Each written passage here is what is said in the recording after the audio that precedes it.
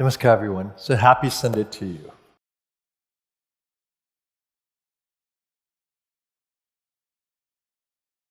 Do you know that life is a journey, not a destination?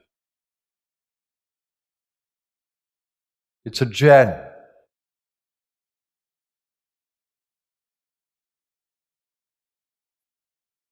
You begin this journey when you were born. It's a journey. You come into the human body to start this journey. You continue as the body grows, as the body is sustained, as the body deteriorates, ages, as the body drops away.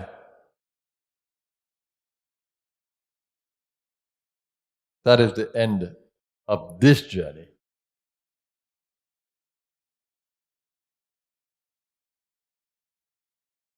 Do you have a purpose for this journey? Do you have direction? Do you live every day with purpose?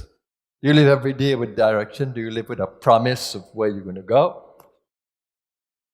Or are you just wandering through life? Come as it may. Are you on top of it? Are you in control? Or is life controlling you? How are you faring in this journey? How are you doing? Do you have control over this journey, or is this journey taking you anywhere it will? The forces of life. When you see food, you eat. When you see things to drink, you drink. When the body is tired, you go to sleep. If there is nothing to do, you stay idle.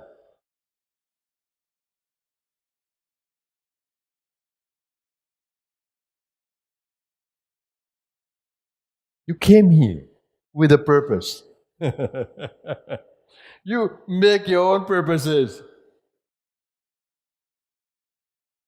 The children, the property, the pleasure, the power, you make your own purposes.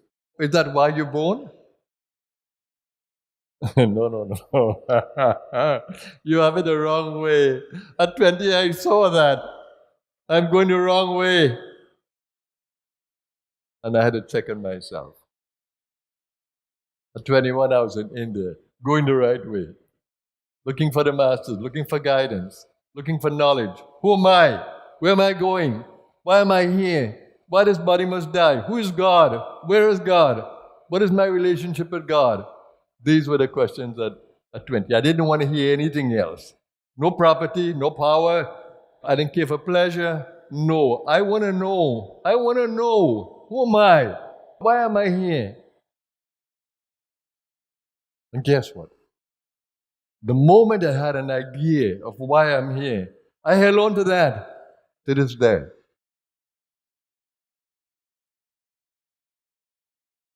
Since then, I've lived life with a purpose. But the most beautiful thing is that life communicated with me. That which controls life communicated with me. On the inside, not through a voice, but through its impact upon me. I suddenly felt this energy inside of me opened up my heart. As if to say, I'm inside of you. And I felt love like I never felt before. In my 21 years of existence, I felt love. Oh, this is love. This is love. This is what I've been searching for. It filled my heart. I left India in 1975 with a heart that was full, overflowing. I know there was more to experience, but I was full. as much as I could hold. And I held on to that. I worked with love. I served with love. I spoke with love. I treated others with love. And that continued to this very day.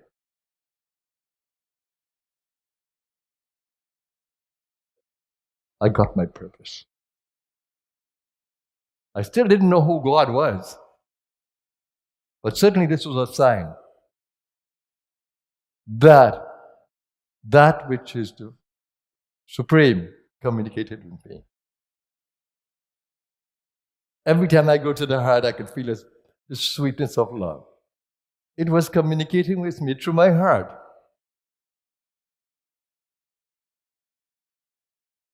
And then the heart had an influence over the mind. Because once I opened the heart, the mind became mellow. It became sweet. It didn't want to go anywhere. It didn't want to be restless. It was tied to the heart. And then after a few months, I started to feel something happening between my eyebrows. I didn't know that it was Manas Chakra. I was getting a hold over the thoughts. But I loved this whole experience because for the first time, I could never be bored. My mind was not vacant. I could focus on something. And that gave me an anchor. So I started to focus on that. And when I focused on that, my mind started to become quiet. And then I started to have more control over the breath. And so, as that continued, more and more intuition came to the mind. More and more guidance came through the mind. And here's the magic. The world outside changed. I started to see the divine speaking to me through everything around me. The Guru started to be everywhere. I started to look at what people were saying to me with much more attention. There, God is telling me through the ordinary voice. Even if the person didn't know what they were saying, I begin to see the messages in situations, in events, through people. Wow! God came alive in the world. I don't see God as a person. I see God as everyone. I see God as a universe responding to me through the pets, through the weather, through the environment. God speaks. God speaks. So I live with purpose. And every day, I meet with the events of that day. Not the past, not the future. I go back to the past for information. I hold the future loosely because I'm not in charge of it. The divine is. But I hold on to the present. I deal with things as they come. And I use every bit of that divine knowledge that comes to me. I feel free. I don't feel that I'm in a prison of this body or mind or emotional being. I feel free.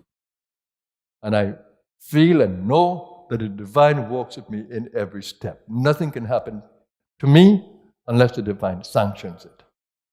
That's the assurance I have. Nothing can happen to me unless the divine sanctions it. The divine is in charge. You know the Psalm 23 of the Bible? The Lord is my shepherd, I shall not want.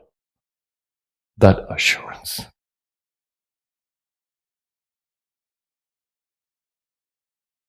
So I live with purpose. I live with vision. I live with connection. And I live in a world that is driven by the divine, not the minds of human beings. The divine gives an opportunity to every human being to connect with it. The more you purify your ego, the more the divine will shine in and through it. You don't have to be anybody else.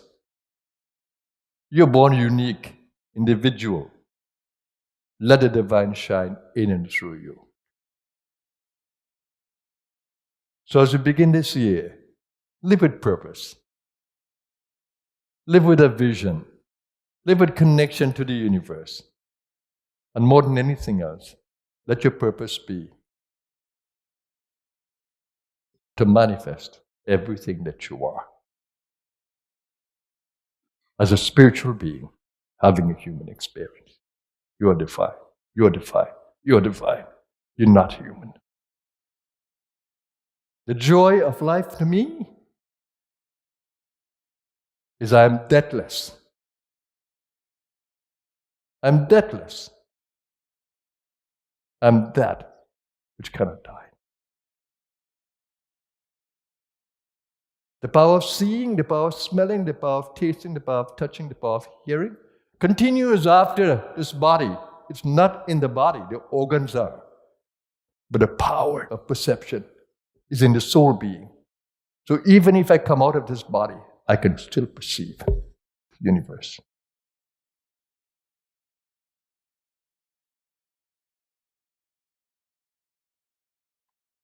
In the Sanskrit, we call it indriyas. Jnanendriyas, karmendriyas. They continue. Action senses and knowledge senses. They are your soul. Try to know who you are. That is the most beautiful treasure that you can have in the human experience. Don't waste your life away. The Christ said to lay your treasures in heaven. That's what he meant. Uncover your divinity. That's what a treasure is. And he says, for where your treasure is, there your heart will be also. So lay your treasures not on this world, where the moth and rust will corrupt and destroy, and thieves will break through and steal. But lay your treasures in heaven, where neither moth nor rust could corrupt and destroy, and thieves can break through and steal. Just like music to my ear. For where your treasure is, there your heart will be also, your attention will be, your preoccupation will be. I hope that you will take heed of what I've said to you. This is the most important knowledge. This is the knowledge of life. This you won't learn in the ordinary school or the university, but you learn from the masters. With these wishes, or with this knowledge that I've inspired you with, hopefully, you will act upon it. So have a blessed day, everyone. My soul bows to you. Namaskar.